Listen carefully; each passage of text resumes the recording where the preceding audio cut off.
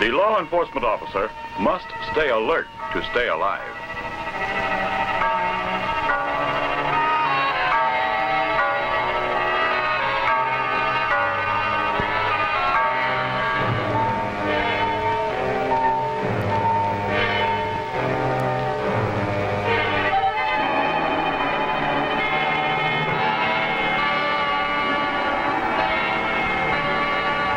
Although you are quite vulnerable to attack, you are not defenseless.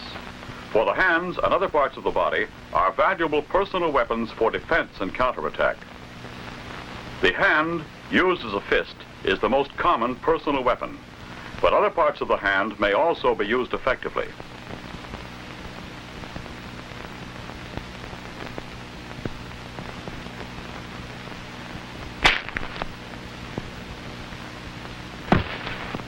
At times, the elbow may be a better and more powerful weapon.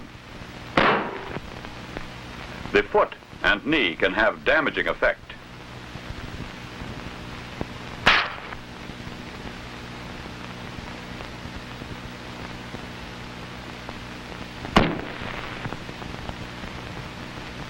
These personal weapons of defense are most effective when applied to structurally weak areas of the body. Blows or pressure directed against any of these vulnerable areas will cause severe pain, loss of consciousness, or even more serious results. In the region of the head and face are found several vulnerable points. A number of effective blows can be delivered here, at the temple, the eye, the bridge of the nose, and base of the nose and upper lip, the lower lip, the chin. In the throat, a multitude of blood, air, and nerve lines can be severely injured by a blow or pressure directed against the Adam's apple area. Further down the body, a sudden weakening effect, even crippling, might be caused by a counterattack aimed at the region of the heart, the solar plexus, the stomach, and other abdominal organs. The groin,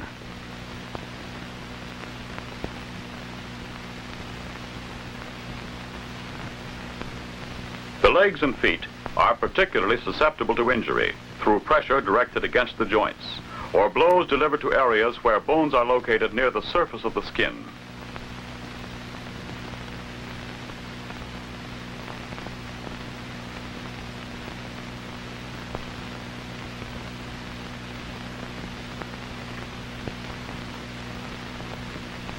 The backs of these limbs also provide areas where damage can be inflicted.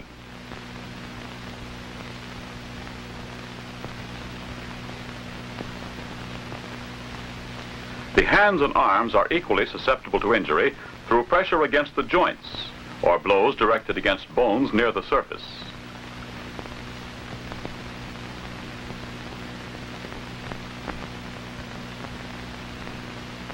Additional vulnerable areas located on the back of the body are the spinal column, which houses the spinal cord, the tailbone,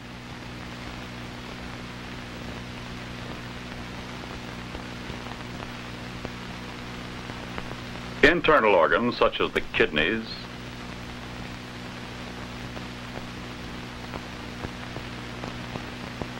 the liver,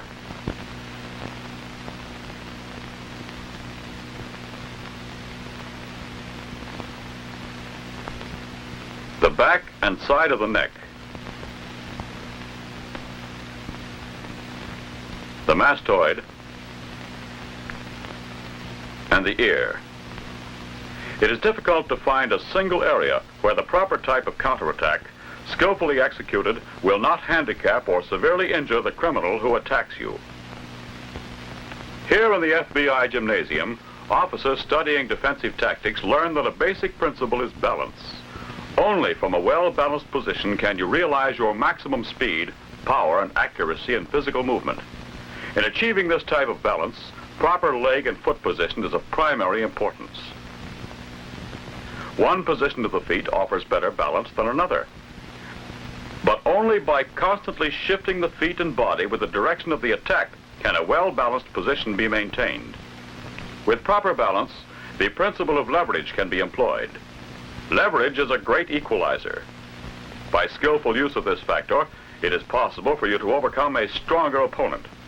The hip throw illustrates how the muscles of the trunk and good general body mechanics can be used to put into practice the principle of leverage. Maximum strength should be directed against a point of minimum strength. The finger lock, more effective than a strenuous counter-assault.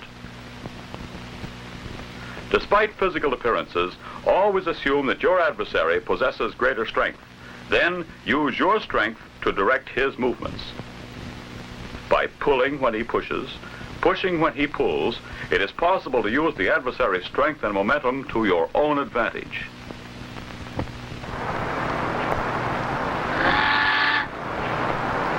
Even when on a routine assignment, a knowledge of defensive tactics is important for your protection and to assure that the arrest will be successfully made. In any situation, you should always be aware of the possibility of danger from an unexpected source. O'Bain? Huh? Are you Frank O'Bain? What about it? You got a minute? I'd like to talk with you. I ain't renting out to no charter parties today. No, that's not it. I'm Special Agent Putnam of the FBI. Oh? Well, come on aboard.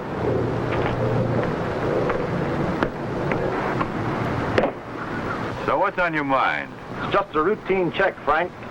I just wondered if you'd heard anything about your brother Roy. I reckon you're going to have to ask him yourself. That's right. Get him up. Start the engine, Frank. My old pal wants to take a swim. Well, it's good to see you anyway, Roy. Knock off the chatter, pal. Get back. Frank, hold it, both of you. Put your hands up. Way up. You just saw a criminal disarmed.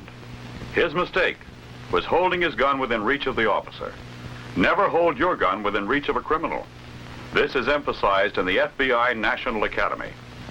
Indeed a formidable weapon, but only when handled properly.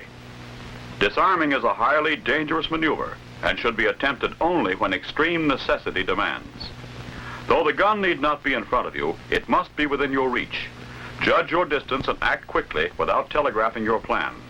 To move the muzzle away from the body, you have less than half a second. In a large eastern city, two officers were about to make a routine inquiry in an effort to pick up information concerning a fugitive.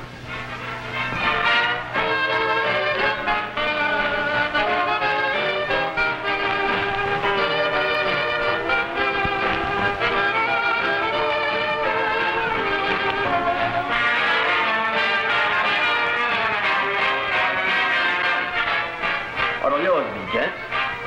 We'd like some help from you. Like what? We're trying to locate this man. Have you seen him in here? No, can't say that I have. A lot of guys come in here, you know, and... Look out!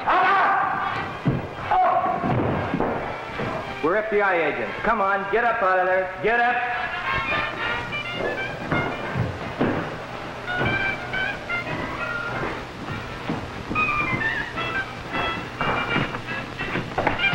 I ain't going no further. Looks like he means business, coppers.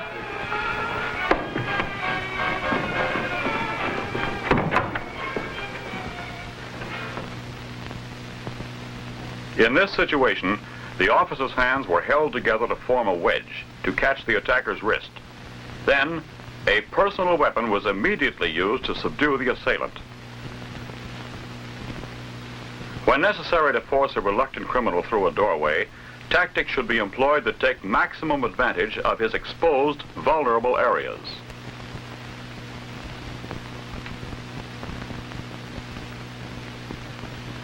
As for a knife wielder, fighting him from a half-sitting, half-supine position can at times be effective.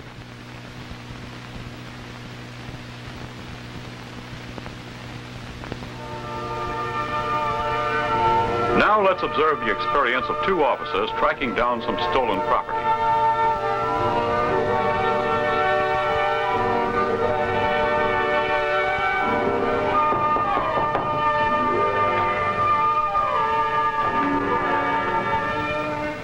Mrs. Yost? No, I ain't Mrs. Yost. I'm the housekeeper. What do you want? I'd like to see Mr. Yost. Well, he ain't here. Do you know where I can find him? Well, you might find him down at the barn. Thank you.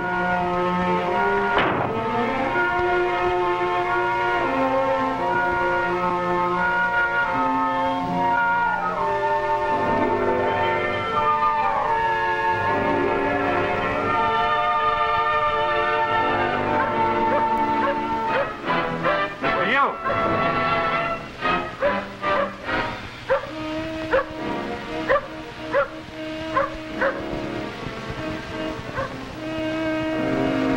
Mr. Yost?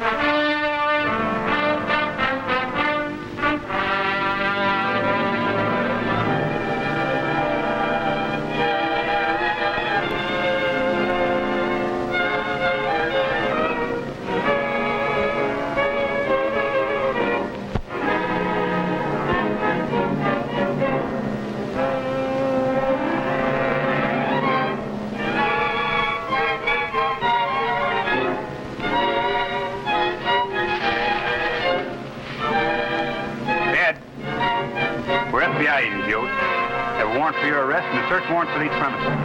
Come on, get up. I ain't going no place. I said get up. Watch him, Ed. We'll put him up against the barn over here and search him. In review, note the almost instinctive defense against the club. The blow is blocked and the arm is immediately trapped. Before the attacker has time to recover, other personal weapons are brought into play, rendering him unfit for further combat. A come-along hold brings him to his feet and eliminates further resistance. Speed and surprise were effectively used to repel this attack, but knowledge and skill are worthless unless you are ready at all times, your whole body and balance, ready to defend yourself even in the most innocent-appearing circumstances. The FBI and other law enforcement agencies never condone the use of brutality or unnecessary and unreasonable force. But a knowledge of defensive tactics is essential for your protection and to discharge your responsibilities under the law. Training is necessary. Practice is important. Experience is not always the best teacher. In self-defense, you may get no second chance.